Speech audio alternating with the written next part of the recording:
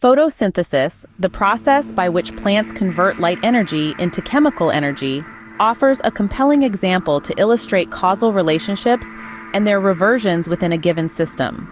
A causal triad is defined by the relationships where one event causally leads to another and the absence of the initial condition prevents the final outcome. In photosynthesis, we can consider three pivotal elements: sunlight exposure, A, chlorophyll activation, B, and glucose production, C. The presence of sunlight initiates the photosynthetic process. Sunlight, absorbed by the plant's chlorophyll, is crucial for activating the photosynthetic machinery. This step is foundational, as without sunlight, chlorophyll remains inactive, illustrating a direct causal link between sunlight and chlorophyll activation. Once chlorophyll is activated by sunlight, it facilitates the conversion of water and carbon dioxide into glucose through a series of biochemical reactions known as the Calvin cycle. This step clearly demonstrates how the activation of chlorophyll directly leads to the production of glucose, showcasing another sequential causal relationship. This relationship completes the causal loop by illustrating the necessity of sunlight.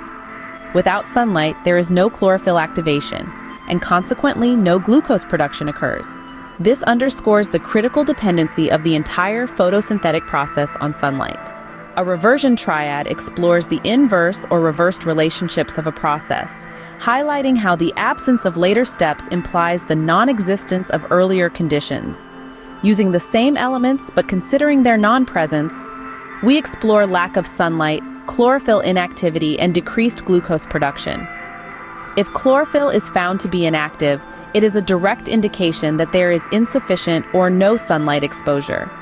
This reverse relationship highlights that the presence of active chlorophyll is solely dependent on sunlight. If no glucose is being produced, it is a clear sign that the chlorophyll is not active, since active chlorophyll is essential for the biochemical reactions that produce glucose. This relationship in reverse order points to the vital role of chlorophyll in linking sunlight to glucose production.